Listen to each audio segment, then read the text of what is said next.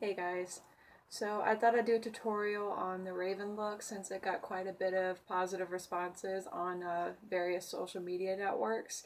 I just thought I'd let you know before I start any of this.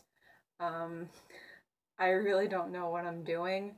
Honestly, when I did the Raven look, I just kind of sat at my vanity and just had at it. So I have a reference picture over there. I'm going to do this to the best of my ability. This over here is just something I made up. Yep.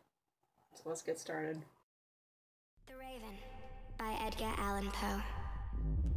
Once upon a midnight dreary, while I pondered, weak and weary, over many a quaint and curious volume of forgotten lore, while I nodded, nearly napping, suddenly there came a tapping, as of someone gently rapping at my chamber door.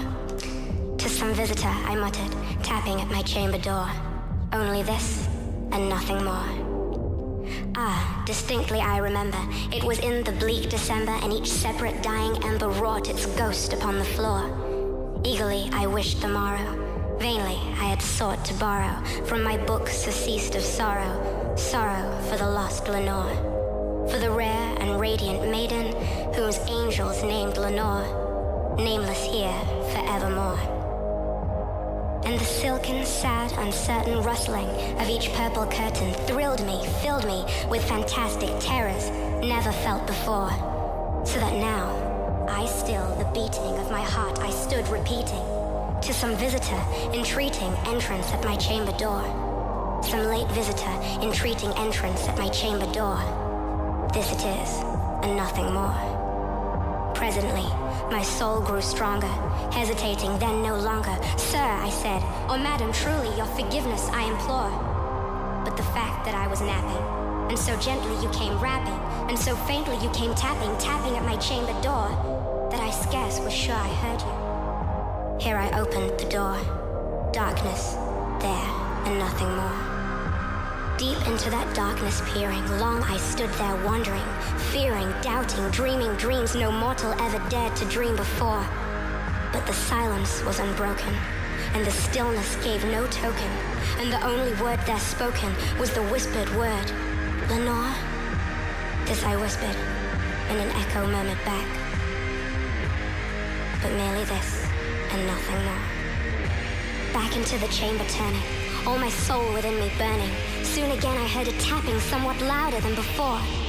Surely, said I, surely that is something at my window lattice. Let me see then what thereat is, and this mystery explore. Let my heart be still a moment, and this mystery explore. 'Tis the wind, and nothing more. Open here I flung the shutter. Then with many flirt and flutter, in there stepped a stately raven of the saintly days of yore.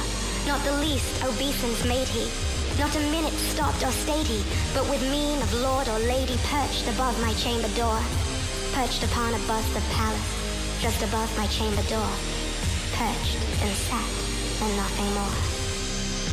Then this ebony bird beguiling my sad fancy into smiling, but the grave and stern decorum of its countenance it wore. Though thy crest be shorn and shaven thou, I said, art sure no craven, ghastly grin, an ancient raven wandering from the nightly shore. Tell me what thy lordly name is on the night's Plutonian shore. Quoth the raven, nevermore. Be that word our sign of parting, bird or fiend, I shrieked upstarting. Get thee back into the tempest in the night's Plutonian shore. Leave no black plume as a token of that lie thy soul hath spoken. Leave my loneliness unbroken. Quit that bust above my door. Take thy beak from out my heart, and take thy form from off my door. Quoth the raven, nevermore.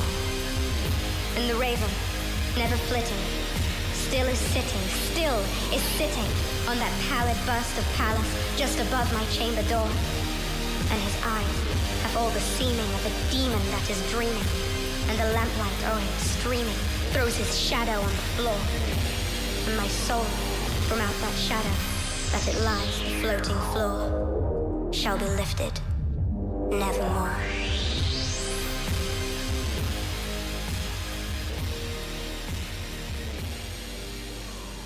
Space cowboy, just play that track.